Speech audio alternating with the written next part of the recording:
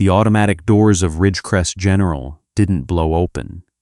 They slid apart quietly, the way they always did, admitting the cold October air and the smell of rain off the St. Lawrence. But the two women who walked through them weren't paramedics. They wore dark tactical vests over civilian clothes, and they moved through the waiting room like they owned the floor beneath their boots. They weren't looking at the triage board. They were looking for someone. They asked the unit clerk one question: "Where is Corporal Pelletier?" The clerk blinked. There was no Corporal Pelletier at Ridgecrest General. There was only Elise. Elise who refilled the linen carts. Elise who never spoke above a murmur. Elise who walked with a slight hitch in her right hip that everyone had learned not to ask about. The fluorescent lights of Ridgecrest General Hospital in Kingston, Ontario hummed their familiar monotone, casting that particular shade of pale yellow that makes the healthy look unwell and the unwell look already gone. It was a Thursday evening in October, the kind where the temperature had dropped 12 degrees since noon, and the wind coming off, Lake Ontario, smelled like iron and coming snow. The emergency department was at 70% capacity, not the controlled chaos of a Friday night, but the slow, grinding kind of busy that wears people down to bone. Elise. Pelletier was at the supply station on the East Corridor, counting arterial line kits with the focused calm of someone who has learned to find peace in small, countable things. She was 31 years old, though the sharpness behind her gray eyes suggested someone who had lived further than her years. Her dark hair was pulled back under a standard hospital-issued cap. Her scrubs were plain, olive green, an unusual choice that the nursing staff had teased her about. When she first started 18 months ago, she'd smiled politely and said nothing. She was good at that, saying nothing, smiling politely, disappearing into the background of a room. Her right hip gave a low throb as she shifted her weight. She adjusted her stance without thinking, a reflex, the kind that gets built in when a body has spent long enough compensating for damage. The fragment from a roadside device outside Kandahar had taken a palm-sized piece of her iliac crest and redistributed it across a dirt road. The military surgeons had done remarkable things with what was left. She walked, she worked, she did not complain. At Ridgecrest General, Elise Pelletier was a supply technician. She tracked inventory. She managed the linen rotation. She restocked crash carts and verified expiry dates on medications that the nursing staff didn't have time to check themselves. She was efficient, meticulous, and almost entirely invisible to the department's senior staff.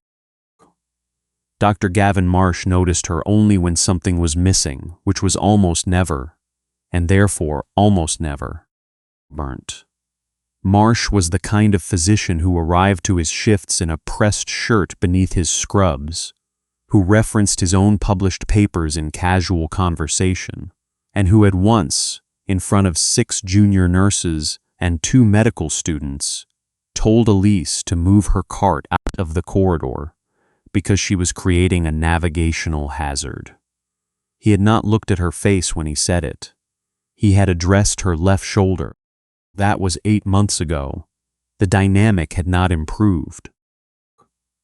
Tonight he was holding court at the nursing station, recounting a case from his cardiology fellowship to a medical student named Porter, who had the polite, terrified expression of someone who had realized too late they were trapped. Elise wheeled her cart past them, heading for Bay 7. Pelletier, Marsh's voice, clipped and carrying. The suction in Bay 4 still isn't reading pressure. I put in that maintenance request 6 days ago. She stopped, turned. The suction unit was replaced this morning, Dr. Marsh. It reads fine. The display panel is the issue. The sensor is misaligned.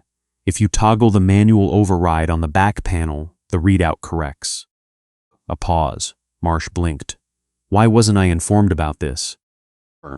It was in the maintenance update email, sent at 7:45 this morning to all senior staff. The student porter looked at his shoes. Marsh's jaw moved in that particular way. That meant he was selecting the precise register of dismissal he wanted to deploy. I don't have time to read maintenance emails, Pelletier. That's why we have you people. In the future, flag it in person. Elise met his eyes for a measured 2 seconds. Understood, she said. She turned her cart back toward Bay 7. Behind her, she heard Marsh resume the fellowship story at a slightly higher volume. She had heard that tone so many times in so many different places, on different continents, from different men in different kinds of authority. The specifics changed, the shape of it never did. She stalked the bay in silence, counting, noting, checking. Her hands were precise. They had always been precise. That was the thing that people like Marsh never understood about precision. It isn't a gift. It's a discipline forged in circumstances where imprecision costs something that cannot be returned. The trauma pager went off at 8:47 p.m. Multiple vehicle collision on Highway 15, south of the 401 interchange. 6 patients incoming. 2 critical. The kind of call that turns a controlled evening sideways in under 4 minutes. Elise stepped back against the wall as the department mobilized. She had learned where to be and where not to be. She knew the flow of bodies in a trauma response, the way a person knows the layout of a room they've slept in for years. She had already restocked the trauma bays that afternoon. But she moved quietly to verify. The second blood warmer was online, checked the airway kit in Bay 2, confirmed the defibrillator pads were correctly placed. The first ambulance arrived at 8:53.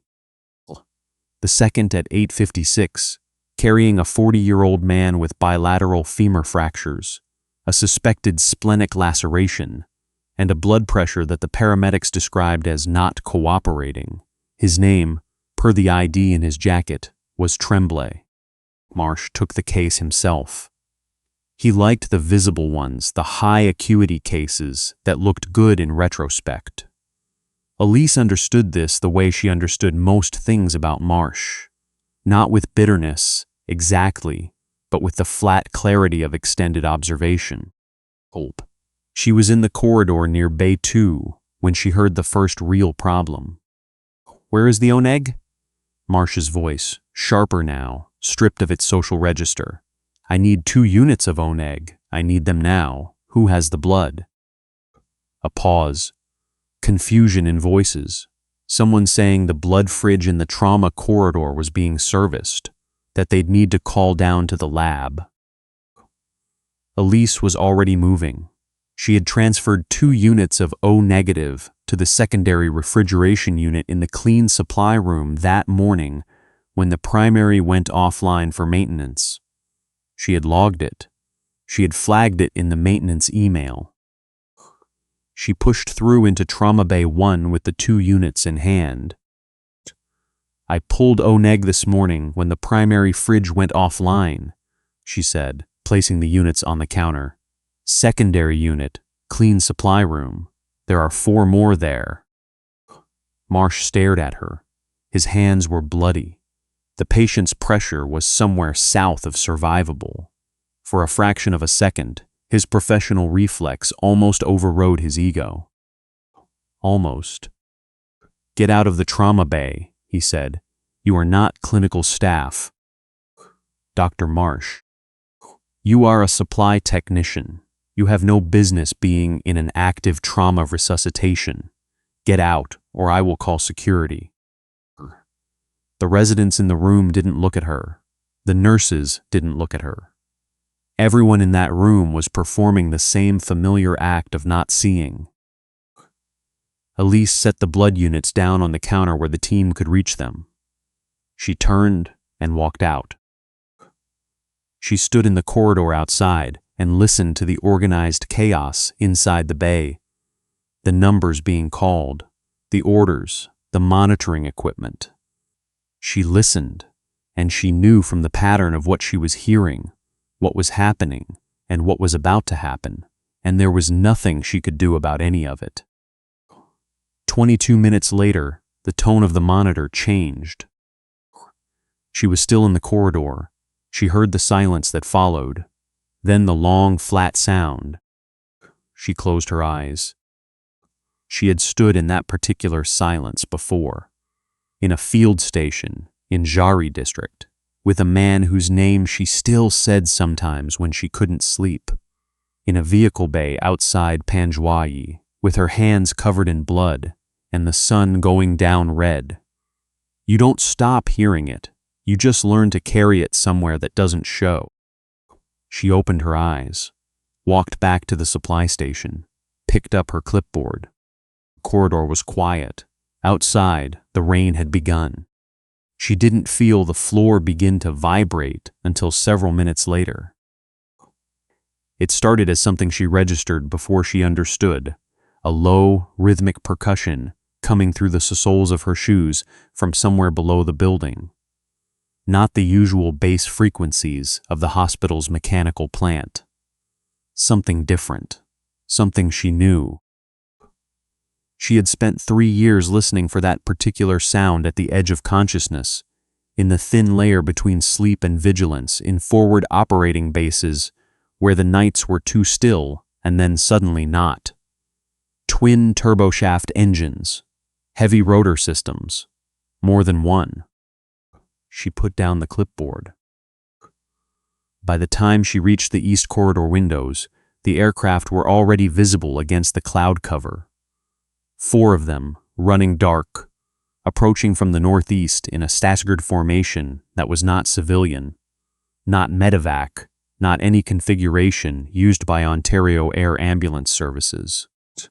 They were descending toward the hospital's main approach without any radio contact with the facility, which meant they had either already coordinated through channels Ridgecrest General didn't have access to, or they hadn't coordinated at all. Hurt. The rotor wash hit the building before they landed. The windows flexed. The ceiling lights swung. A supply cart in the hallway rolled 6 inches sideways on its own. They didn't use the rooftop helipad. The machines were too large, and whoever was flying them knew it. They came down in the employee parking lot on the south side, 2 in the marked spaces and 2 on the grass beyond the lot perimeter, which meant approximately 14 vehicles were going to have structural damage by morning, and nobody in that parking lot was going to care about that for some time. The rotors were still turning when the side doors opened. Elise was at the south corridor windows and she watched them come out. They were in multi-terrain pattern uniforms, full load-bearing kit, and they were moving with a ground coverage that told her these were not transport crew. The 2 on the outer edge broke left and right immediately to establish a perimeter. The remaining group converged on a stretcher being carried from the lead aircraft by 4 soldiers who were moving fast but with the controlled urgency of people who understand that running causes drops and drops have consequences. Walking beside the stretcher, one hand on the patient's shoulder and one on a field radio, was a woman. She was in her mid-40s, Elise guessed, with the bearing of someone accustomed to being the most qualified person in any given radius. Her uniform bore the rank of major. Her face, as she crossed the parking lot through the rain, was absolutely controlled. The kind of controlled that costs some. The south entrance doors slid open, and the formation moved through them like a tide. Marsh was in the corridor. He stepped forward with the same instinct that had carried him through years of being the most important person in every room. The instinct that had never, not once, encountered anything it could not manage. "This is a civilian hospital," he said. His voice was steady. He had volume and authority, and he deployed both. You cannot bring armed personnel into this facility.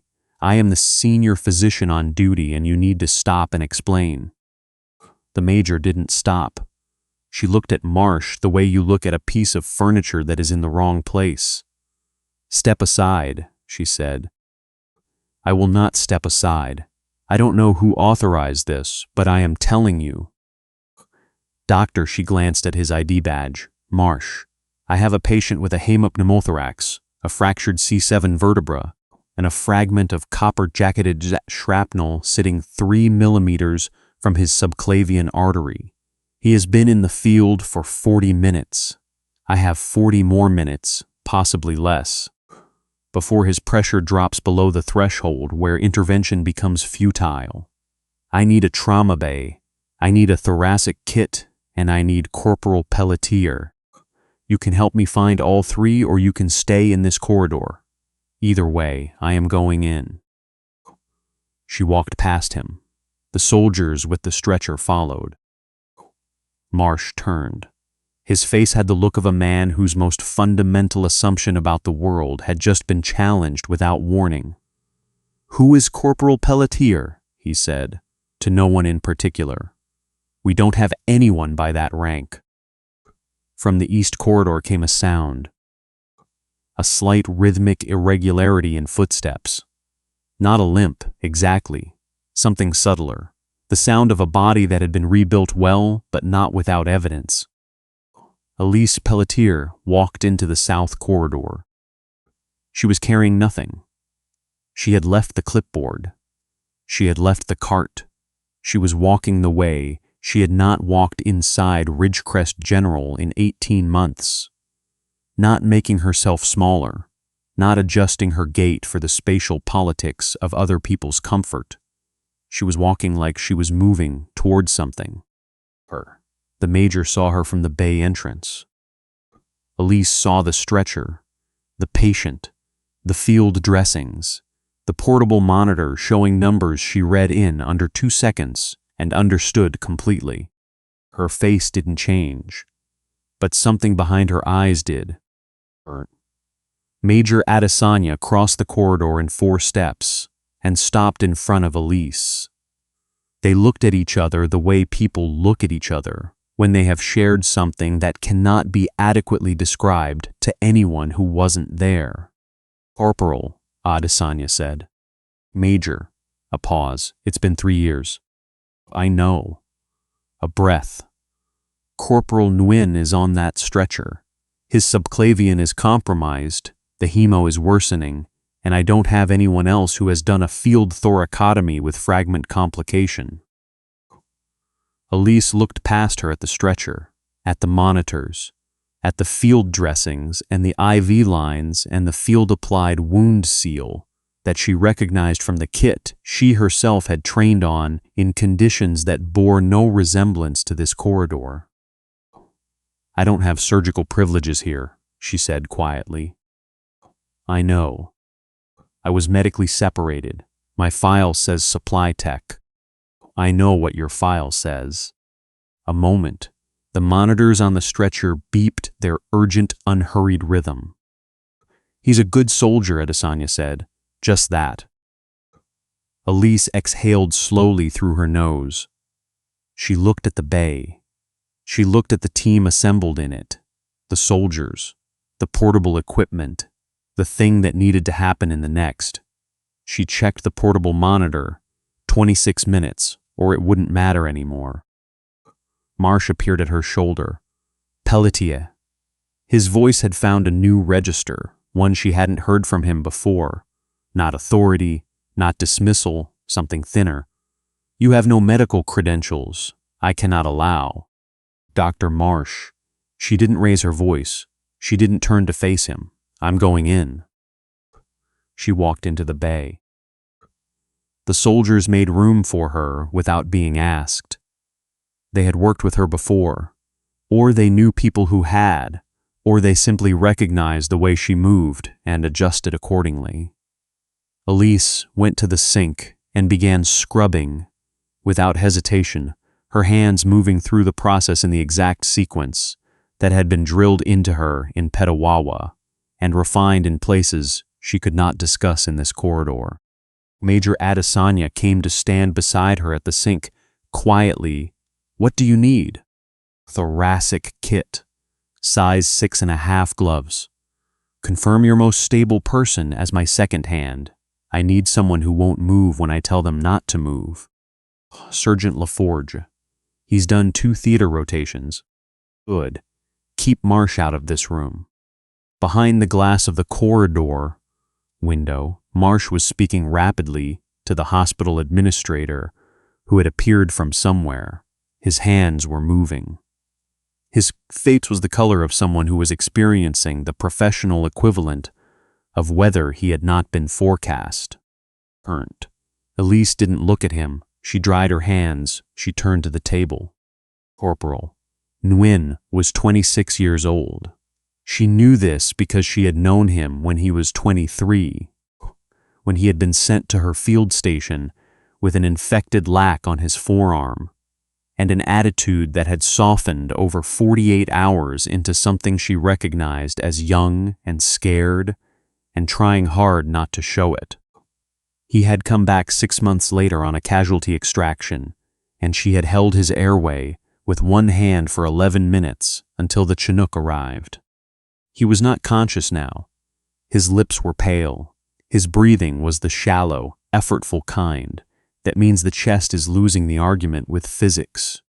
"Large," she said, and the sergeant moved into position without comment. "Burnt. Pressure's dropping," someone said. A soldier on the monitor. "I see it." She did not look at the monitor. She was already assessing the wound site by palpation, her gloved hands reading what the eyes were telling her in the overhead light. The entry wound was below the clavicle, slightly lateral. The shrapnel had moved. She could tell from the bruising pattern. "It's shifted," she said. "It's no longer 3 millimeters from the subclavian. It's touching it." A silence in the room. "Can you still?" Adesanya began. "Yes, steady. No hesitation. But I need absolute stillness when I'm at the vessel. If anything vibrates that table, we're done." 2 of the soldiers put their hands on the stretcher frame without being asked. They held it from both sides with a steadiness that comes from understanding what is at stake. Elise made the incision. The room was very quiet. Outside, the rain came down against the parking lot and the still-turning rotors of the helicopters and the cars with the caved-in roofs. Inside Bay 3, there was only the monitor, the instruments, the breathing of people who were holding themselves carefully still. Her right hip ached with the prolonged standing. She felt it, the way she always felt it. Present, familiar, beside the point. She did not adjust her posture. She did not shift her weight. She stood exactly where she needed to stand, and she did what she had been trained to do in circumstances where doing it wrong was not something that happened with the luxury of revision. The fragment was visible now. Copper-jacketed, irregular edge rotated 40 degrees from what the field assessment had estimated. She had seen worse. She had also seen better. She understood the margin she was working in, and she worked within it with the kind of focus that exists on the other side of fear. Not fearlessness, which is a fiction, but the territory you reach when fear has become too familiar to be useful. She removed the fragment in one controlled movement. The bleed that followed was immediate and significant and completely expected. She had already positioned the vascular clamp, and she applied it before the blood had time to become a crisis. The room's tension shifted, still high, but no longer at the edge of that particular cliff. "Clamp is secure," she said. Her voice was the same as it had been before the incision. Flat, certain, unhurried. "Tommy, I need the chest tube and then you're going to suction while I repair. Keep pace with me." Sergeant LaForge, Tommy, did exactly what she asked. Behind the corridor window, Marsh had stopped talking. He was standing with the administrator and 2 hospital security officers who had arrived at some point during the procedure, and who were now not doing anything, because there was nothing to do. He was watching. His arms were at his sides. His face had settled into an expression that was difficult to categorize. Not quite shock, not quite something else, heart. The expression of a person who is revising something large. It took 53 minutes. The repair was clean. The chest tube resolved the hemo. The pressure climbed back into a range that the monitor approved of, and Corporal Nguyen's color returned to something approaching normal in a way that is never not a strange relief to witness. Life reasserting itself, the body's stubbornness on its own behalf. When Elise stepped back from the table and stripped her gloves, the soldiers in the room were quiet. Laforge exhaled. Major Adesanya looked at the monitor for a long moment, then looked at Elise. "He's going to make it," Adesanya said, not a question. "He'll need a cardiothoracic follow-up within 24 hours. The repair is stable, but the vessel wall was compromised before I got to it. He'll need imaging to assess the degree." A pause. "He's going to make it." Adesanya nodded.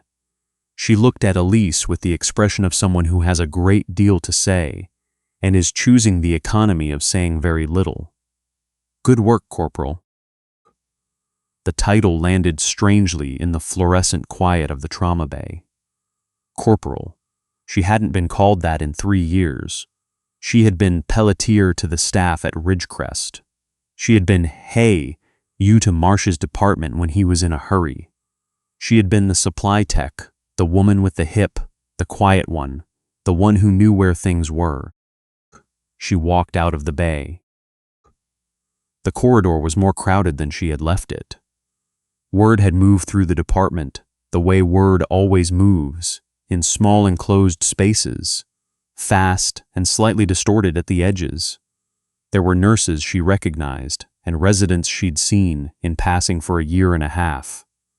There was the administrator, Holloway, a man she knew primarily as the person who processed her timesheets. There was Marsh. He was standing near the nursing station, with his arms crossed, but it was a different kind of crossed arms than usual.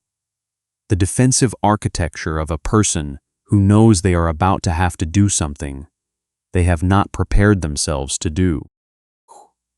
Elise was heading past him toward the east corridor when Major Adesanya's voice came from behind her, loud enough to carry. "I'd like everyone to hear this." Elise stopped. She didn't turn around immediately. "The woman who just performed that procedure," Adesanya said, "is Corporal Elise Pelletier, formerly of the 2nd Field Ambulance, Canadian Forces Health Services. She completed 2 operational tours in Afghanistan and 1 in Mali. She holds a mention in dispatches for evacuating 4 wounded soldiers under direct fire with a compromised vehicle in Zari district in 2019. The fragment that struck her hip in that same incident destroyed 40% of her right iliac crest and ended her military career." A pause. "She spent the last 18 months keeping your supply closets organized because that was the only work she could get, because her discharge papers listed her primary limitation as mobility impairment, and nobody read past that line to see what else was on her record." The corridor was very quiet, quiet the way corridors get when people have stopped pretending to do other things. Marsh unfolded his arms. He looked at Elise. For possibly the first time in their acquaintance, he looked at her face directly rather than at the space slightly adjacent to it. He opened his mouth. He closed it. Elise turned to face him. She waited. "I didn't." He stopped. Started again.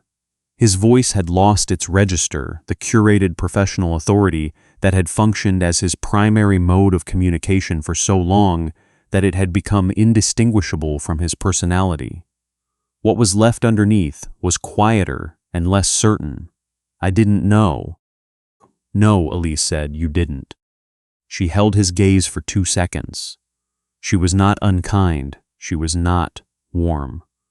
She was simply clear, the way people are clear when they have been in situations where clarity is the only thing that keeps everyone alive and they've never fully figured out how to turn it off. Then she turned back to Adesanya.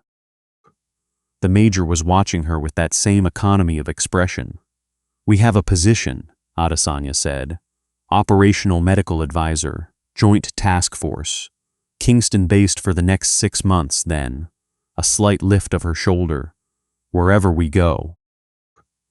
Elise looked at the corridor around her. The supply station. The linen cart. The maintenance email on the system that nobody read.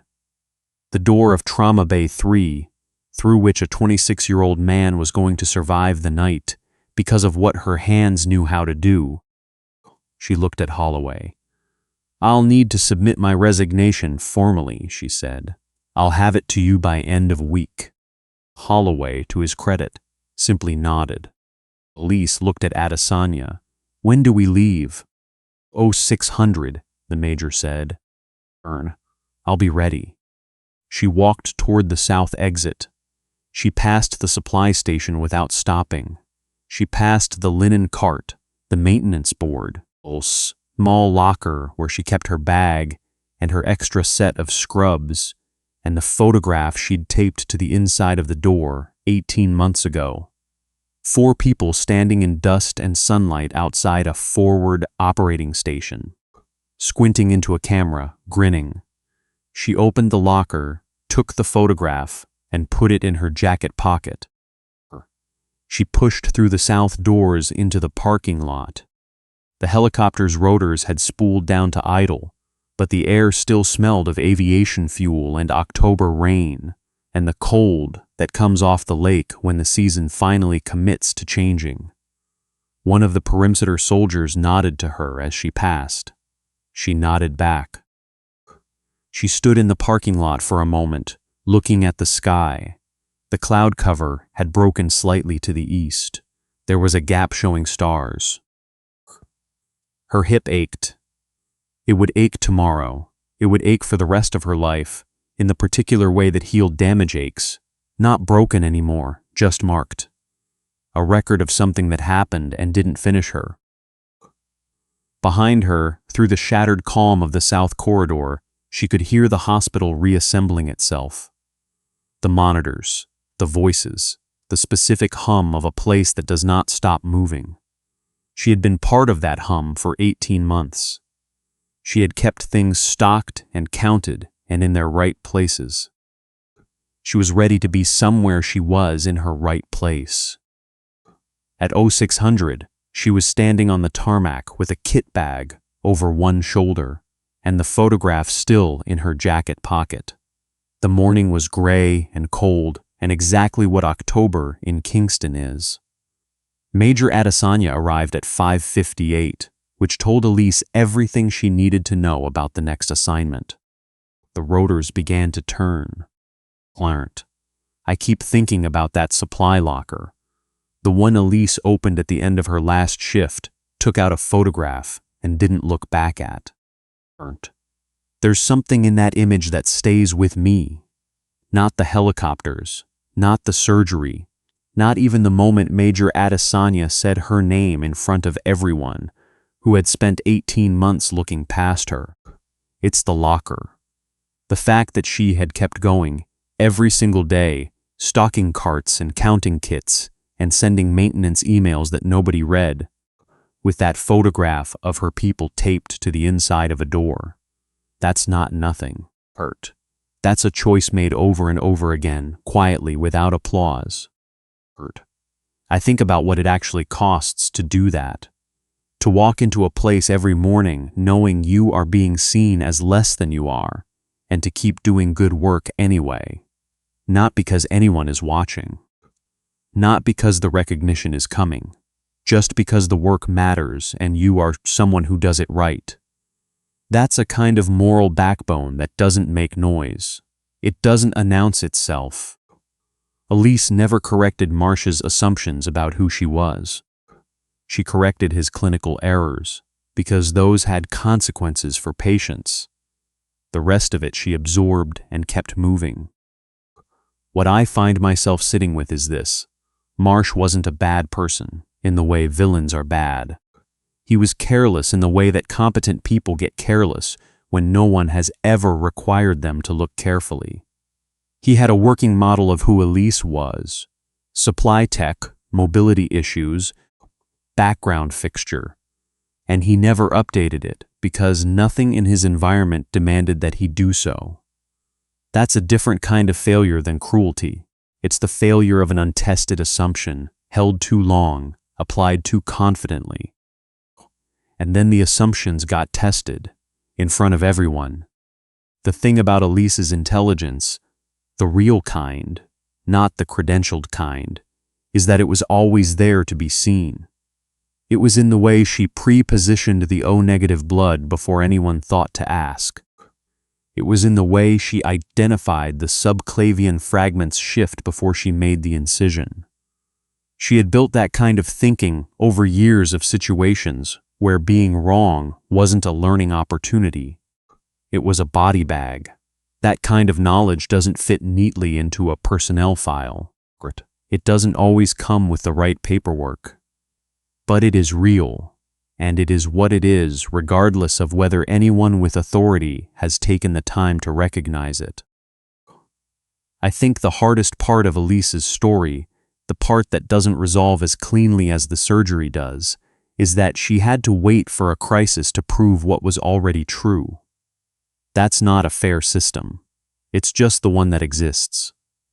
And what she did with it, what she chose, in that parking lot in the cold October air, was to stop waiting for the system to catch up and go somewhere she was already known. The rotors were already turning when she got there. She was 5 minutes early. That detail says everything I need to know about who she is.